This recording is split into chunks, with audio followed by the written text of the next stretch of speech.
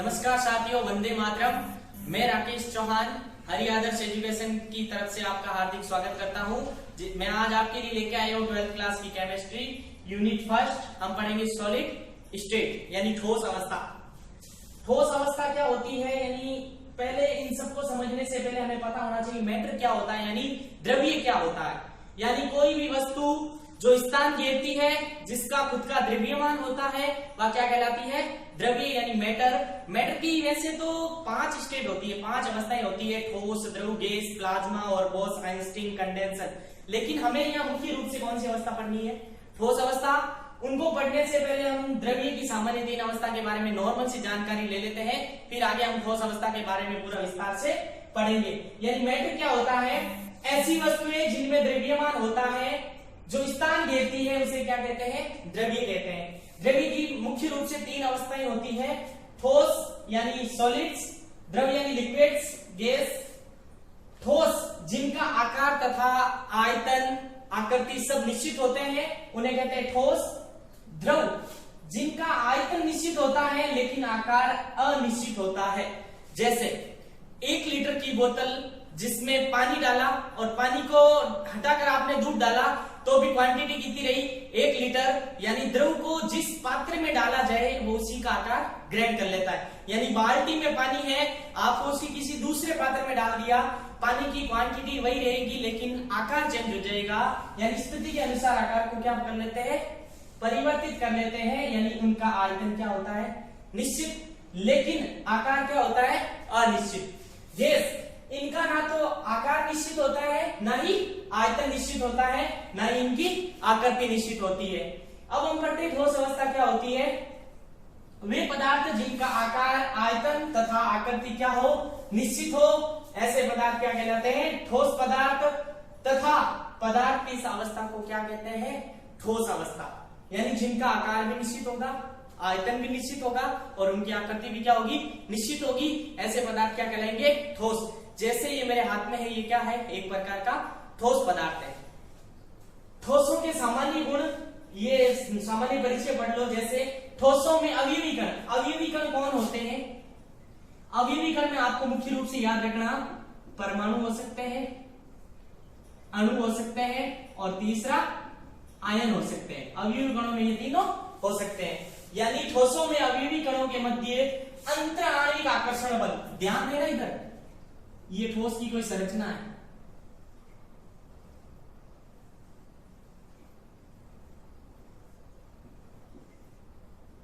इनमें कोई परमाणु है, इनके मध्य लगने वाला बल कहलाता है अंतराणविक आकर्षण बल। तो ठोसों में अवयवी कण, ये कण, इनके मध्य लगने वाला आकर्षण बल है जो प्रबल होता है। प्रबल क्यों होता है? क्योंकि ये बहुत ही पास होते हैं। ठोसों में अवयवी कण लगभग स्थिर होते हैं। ये कण लगभग स्थिर होते हैं, यानी केवल और केवल ये अपनी मध्य स्थिति के इर्द गिर्द क्या कर सकते हैं? दोलन कर सकते हैं, क्योंकि इनकी गतिज ऊर्जा लगभग नगण्य होती है। ठोसों में अवयवी कणों के मध्य बहुत कम दूरी होती है, यानी इन दूरी को बोलते हैं अंतरनाभिकीय दूरी। क्या बोलते हैं? अंतरनाभिकीय दूरी। तो ये याद रखना, ठोसों में अंतरनाभिकीय दूरी बहुत ही कम होती है। तथा एक इंपॉर्टेंट गुण है, ठोस लगभग असंपीडनीय होते हैं। असंपीड्यता यानी ठोस को आप कंप्रेस्ड यानी ऐसे दबा नहीं सकते हो। असंपीड़िता या आप कह सकते हो संपीड़िता लगभग क्या होती है? नगण्य। तो ये इंपॉर्टेंट गुण है ठोसों का। और ठोस क्या होते हैं? कठोर होते हैं। क्या होते हैं? कठोर होते हैं। इनका गलनांक तथा क्वथनांक उच्च होता है, यानी इनका गलनांक यानी गलनांक तथा क्वथनांक क्या होता है? उच्च होता है। तो हमने ठोसों के सामान्य गुण जान लिए थे, द्रव क्या होता है वो भी उनके बारे में भी सामान्य जानकारी जान ली थी, और गैस क्या होता है उनके बारे में भी सामान्य जानकारी जान ली थी। ठोसों के बारे में जानकारी जानी थी कि ठोसों के मध्य अंतरनाभिकीय दूरी यानी 2 परमाणुओं के बीच की दूरी बहुत ही क्या होती है? कम होती है, और उनके मध्य अंतर आणविक बल होता है जो क्या होता है? प्रबल होता है। ठोसों का गलनांक तथा क्वथनांक क्या होता है? उच्च होता है। अतः ठोस क्या होता है? कठोर होते हैं। अब आगे की जानकारी है कि पहला टॉपिक स्टार्ट करें। ज्यामिति के आधार पर ठोसों के प्रकार यानी उनकी संरचना के आधार पर ठोस कितने प्रकार के होते हैं? 2 प्रकार के होते हैं। ज्यामिति के आधार पर ठोस कितने प्रकार के? 2 प्रकार के होते हैं। एक होता है क्रिस्टलीय ठोस और एक होता है अक्रिस्टलीय ठोस। हम उनको एक सारणी के माध्यम से समझेंगे जिससे आपको कंसेप्ट इजी से समझ में आएगा। तो आप ध्यान दीजिएगा इधर। ज्यामिति के आधार पर ठोस 2 प्रकार के होते हैं, जिसमें से पहला हम पढ़ेंगे क्रिस्टलीय ठोस और दूसरा पढ़ेंगे अक्रिस्टलीय ठोस। आपने 10th क्लास में नॉर्मल पढ़ा होगा क्रिस्टलीय क्या होता है और अक्रिस्टलीय क्या होता होगा, कार्बन वाले चैप्टर में पढ़ा होगा। तो पहला गुण स्टार्ट कर रहा हूं किसका? क्रिस्टलीय का। पहला गुण ले रहा हूं ज्यामिति यानी संरचना के आधार पर अगर क्रिस्टलीय ठोस को देखा जाए तो कैसा दिखता है। जैसे मैं एक उदाहरण ले रहा हूं, ठोस है हमारे पास NaCl। क्या है? NaCl। तो NaCl की संरचना पे आओ, एक Na का परमाणु है और जस्ट उसके बाद किसका परमाणु है? Cl का। और Cl के बाद पुनः किसका परमाणु है? Na का। और Na के बाद पुनः किसका परमाणु है? Cl का। चाहे आप इधर से नीचे आओ तो Cl का, Cl के बाद वापस किसका? Na का। और Na के बाद वापस किसका? Cl का। और Cl के बाद वापस Na का। यानी यहां से इस संरचना से स्पष्ट हो रहा है कि इनका आकार निश्चित होता है और इनकी ज्यामिति भी क्या होती है? निश्चित होता है। इनका क्रम फिक्स होता है, यानी इनमें अवयवी कण होते हैं जो निश्चित पैटर्न में होते हैं। यानी एक Cl परमाणु आ गया तो उसके बाद कौन सा परमाणु आएगा? Na परमाणु आएगा। तो संरचना से स्पष्ट होता है इनकी आकार तथा ज्यामिति क्या होती है? निश्चित होती है। एक परमाणु के बाद दूसरा परमाणु आता है, यहां से आपको स्पष्ट हो जाएगा। फिर चलते हैं अक्रिस्टलीय ठोसों में। इनकी ज्यामिति अनिश्चित होती है, यानी इनकी ज्यामिति का कोई निश्चित आकार नहीं होता है। यानी आप जैसे उदाहरण ले रहा हूं मैं रबड़, इनमें अवयवी कण कोई पैटर्न नहीं है, बिखरे हुए पड़े हैं, वो कौन सा हो जाएगा?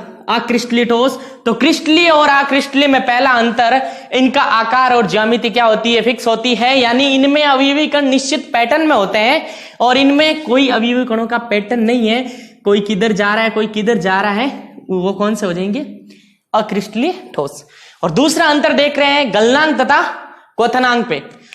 जो क्रिस्टलीय ठोस होते हैं उनका गलनांक तथा क्वथनांक एक निश्चित होता है। जैसे NaCl कितने डिग्री पे गलेगा उसका टेम्परेचर फिक्स होता है, यानी उनका गलनांक फिक्स होता है और उनका क्वथनांक फिक्स होता है। यानी एक निश्चित टेम्परेचर पर ये गलते हैं या इनका क्वथनांक फिक्स होता है, वो कौन से हो जाएंगे? क्रिस्टलीय ठोस। यानी यहां से स्पष्ट हो रहा है क्रिस्टलीय ठोसों का गलनांक तथा क्वथनांक क्या होता है? निश्चित होता है। अक्रिस्टलीय ठोसों में देखा जाए इनका गलनांक तथा क्वथनांक अनिश्चित होता है। अनिश्चित का मतलब एक निश्चित परास के अंतराल में वो पिघलते हैं। यानी आपने देखा होगा रोडों पे अगर टायर जलाया जाए तो रबड़ का कुछ भाग जलता है, कुछ भाग क्या होता है? जलता है, और कुछ भाग साथ में क्या होता है? पिघलता है। यानी एक निश्चित परास के मध्य इनका गलनांक तथा क्वथनांक होता है। यानी इनके गलनांक तथा क्वथनांक की एक निश्चित रेंज होती है। तो इनका गलनांक तो होता है निश्चित, लेकिन इनका अनिश्चित, यानी एक निश्चित परास के अंदर गलनांक होगा और क्वथनांक होगा। तीसरा हम अंतर पढ़ रहे हैं कणों की व्यवस्था। तो ठोसों में कणों की व्यवस्था, यानी क्रिस्टलीय ठोसों में कणों की व्यवस्था दीर्घ परास, इंपॉर्टेंट गुण है दीर्घ परास, यानी एक निश्चित पैटर्न। यानी जब घर बनाया जाता है तो पत्थर के ऊपर एक निश्चित पैटर्न, यानी जो परास होती है वो बहुत ही क्या होती है? दीर्घ, यानी बहुत ही लंबी होती है। इनमें एक लंबा पैटर्न प्राप्त होता है जिसे कह सकते हैं दीर्घ परास। लेकिन अक्रिस्टलीय ठोसों में अवयवी कण क्या है? बिखरे हुए पड़े। क्या है? बिखरे हुए पड़े हैं। यानी इनमें लघु परास, इनकी परास लघु होती है, लेकिन ईंट के ऊपर ईंट, तो यानी इनकी परास होती है वो क्या होती है? बहुत ही दीर्घ परास होती है। विदलन, ये भी गुण इंपॉर्टेंट गुण है, यानी इनमें स्पष्ट विदलन होता है। यानी ये मेरे पास ठोस है, मैं इसको यहां धारदार हथियार से काटूंगा तो जो भी सतह प्राप्त होगी वो सतह क्या प्राप्त होगी? स्पष्ट प्राप्त होगी। इनमें अक्रिस्टलीय में अस्पष्ट विदलन, यानी कहीं से काटोगे रबड़ में, यानी खुरदरी सतह प्राप्त होगी। यानी धारदार हथियार से काटने पर यहां पर सतह है जो खुरदरी होगी, रफली क्या होगी? रफली, और इसमें एकदम क्या होगी? स्पष्ट होगी। तो हमने क्रिस्टलीय और अक्रिस्टलीय ठोसों में 4 अंतर पढ़ लिए थे। अगला अंतर पढ़ते हैं शीतलन वक्र। ये इंपॉर्टेंट है। शीतलन वक्र क्या होता है, ध्यान देना। इसको समझने के लिए मैं जल का उदाहरण लेता हूँ। जल को भाप यानी वाष्प के रूप में ले रहा हूँ।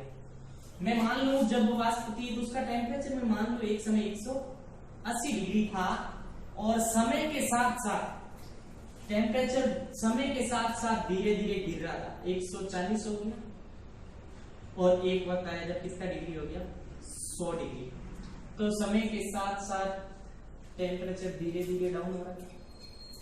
जब 100 डिग्री पे आया तो हम जानते हैं 100 डिग्री पर भाप कन्वर्ट होती है किसमें, द्रव यानी जल में। किसमें कन्वर्ट होती है, जल में। यानी इस टेम्परेचर पर यानी 100 डिग्री पर एक बार स्तर रहेगा भाप द्रव में बनकर, यानी एक बार स्तर हो जाएगा। क्या हो जाएगा, स्तर। जहां ये स्तर होता है उसे बोलते हैं अवस्था परिवर्तन। क्या होता है, अवस्था परिवर्तन।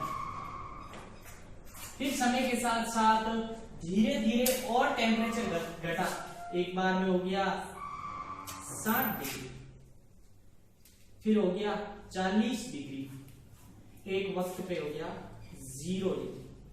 धीरे धीरे गिर रहा है, यानी धीरे धीरे धीरे धीरे,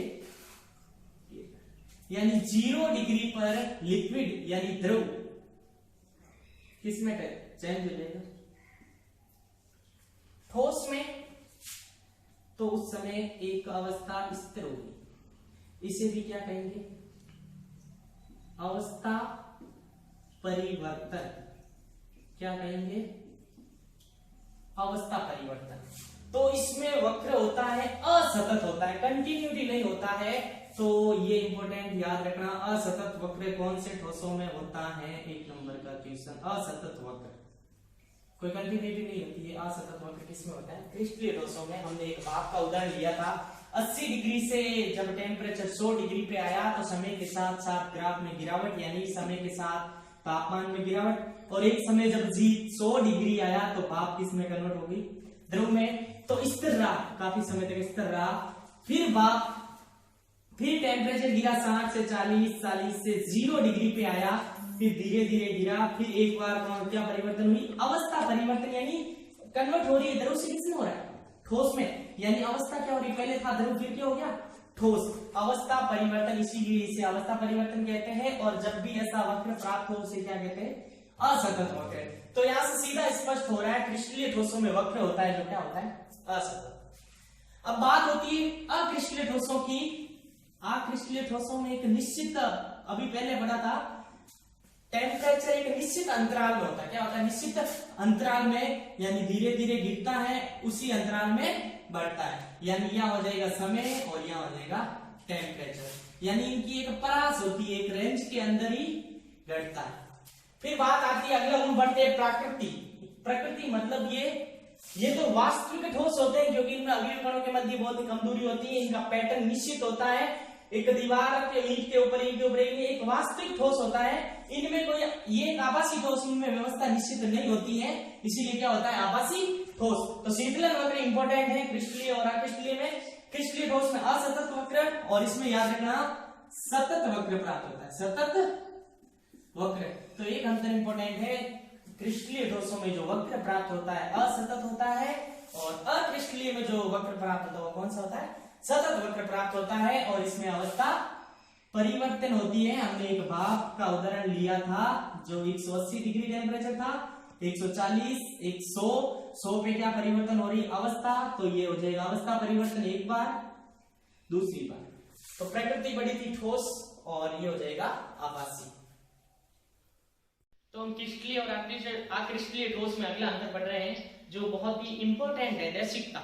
हमने पीछे 6 अंतर पढ़ लिए थे, वो भी इंपॉर्टेंट थे। गलनांक था, गलनांक था, क्वथनांक था, उनकी प्रकृति थी, उनकी परास थी। अब हम पढ़ रहे हैं देशिकता जो बहुत ही इंपॉर्टेंट है, एग्जाम में सीधा पूछ लिया जाता है, समदेशिक तथा विषमदेशिक ठोस क्या होते हैं। तो इसे ध्यान देना, देशिकता क्या है। क्रिस्टलीय ठोस में पहले देख लेते हैं। क्रिस्टलीय ठोस का मैं एक उदाहरण ले रहा हूं, NaCl यानी नमक। इस उदाहरण के माध्यम से हम समझेंगे कि विषमदेशिकता गुण कैसे पाया जाता है क्रिस्टलीय ठोस में। तो आपको ये NaCl की संरचना आनी चाहिए। NaCl में एक Na का परमाणु है और जस्ट उसके बाद Cl का ठीक उसी प्रकार एक पैटर्न के रूप में अभिविकरण रहते हैं इनमें, फिर Na फिर Cl। अगर इसमें मैं प्रकाश डालूं, मान लो यहां से देखो आप इसको, यहां से देखोगे तो एक साइड में केवल क्या नजर आ रहा है आपको, ध्यान देना, केवल क्या नजर आ रहा है, क्लोरीन के परमाणु नजर आ रहे हैं। क्या नजर आ रहे हैं, क्लोरीन के। और दूसरी साइड से देखने पर, ध्यान देना, दूसरी साइड से देखने पर किसके परमाणु नजर आ रहे हैं, सोडियम के परमाणु। यानी यहां से स्पष्ट हो रहा है अलग अलग दिशाओं से देखने पर अलग अलग परमाणु नजर आ रहे हैं, यानी अलग अलग दिशाओं से देखने पर इनके गुण भी क्या अलग अलग। अगर मान लो मैं यहां से देखूं, सीधा यहां से प्रकाश डाला जाए तो एक तरफ आपको क्या नजर आ रहा है, क्लोरीन, क्लोरीन के जस्ट बाद सोडियम और वापस क्लोरीन, फिर सोडियम और फिर क्लोरीन, एक के बाद एक चेंज होता जा रहा है। इधर देखा जाए सोडियम क्लोरीन, सोडियम क्लोरीन, यानी यहां से स्पष्ट हो रहा है, यानी अलग अलग दिशाओं से देखने पर अलग अलग गुण नजर आते हैं, उसे कहते हैं विषमदेशिकता। ये आप एग्जाम्पल देख सकते हो अपनी स्कूल में। मॉर्निंग के टाइम में अगर 9th क्लास को देखा जाए तो पूरी 9th क्लास नजर आएगी, 10th आएगी, फिर 11th, फिर 12th। अगर साइड से देखा जाए तो पहले 12th का, फिर 11th का, फिर 10th का, फिर 9th का, यानी अलग अलग दिशाओं से देखने पर अलग अलग स्टूडेंट दिखाई दे रहे हैं। ठीक उसी प्रकार क्रिस्टलीय ठोस में अलग अलग दिशाओं से देखने पर अलग अलग परमाणु दिखाई देते हैं, यानी भिन्न भिन्न दिशाओं में उनके गुण क्या होते हैं, भिन्न भिन्न। उसे ही क्या कहते हैं, विषमदेशिक, यानी विषमदेशिकता। तो ध्यान देना, कौन गुण प्रदर्शित करते हैं, क्रिस्टलीय ठोस। कौन सा गुण, विषमदेशिकता। अब देखते हैं, अब बात करते हैं अक्रिस्टलीय ठोस की। तो अक्रिस्टलीय ठोस का उदाहरण हमारे पास क्या है, रबड़ ले लिया, मतलब ये बिखरे हुए रबड़ के पार्टिकल्स। आप इसको स्कूल का उदाहरण लेके समझ सकते हैं। जैसे लंच के टाइम में स्टूडेंट खेल रहे हैं ग्राउंड में, कहीं से भी देखो एक समान नजर आएंगे। इधर वाले सर देख रहे तो भी एक समान, उधर वाले देख रहे तो भी एक समान, यानी कहीं से भी देखा जाए, कहीं से भी देखा जाए तो क्या नजर आएंगे, एक समान। क्या आएंगे, एक समान। उसे कहते हैं समदेशिकता। तो ध्यान याद रखना, कंफ्यूजिंग हो रहा है अक्रिस्टलीय समदेशिक कैसे हो रहे हैं, लेकिन याद रखना अक्रिस्टलीय ठोस कैसे होते हैं, समदेशिकता गुण व्यक्त करते हैं, और क्रिस्टलीय ठोस कौन सा व्यक्त करते हैं, विषमदेशिकता। तो आज हमने क्रिस्टलीय ठोस क्या होते हैं, अक्रिस्टलीय ठोस क्या होते हैं, उनके बारे में जाना। कल हम अगली क्लास में पढ़ेंगे विषमदेशिकता की डेफिनेशन और समदेशिकता की डेफिनेशन, और उनके बाद आगे और भी पढ़ेंगे कि ठोसों को उनके मध्य बंधों के आधार पर कितने भागों में बांटा गया। इसी तरह आप हमारे साथ जुड़े रहिए। पीडीएफ नीचे डिस्क्रिप्शन में पीडीएफ लिंक दे रखी है, वहां से आप पीडीएफ डाउनलोड कर सकते हैं। धन्यवाद।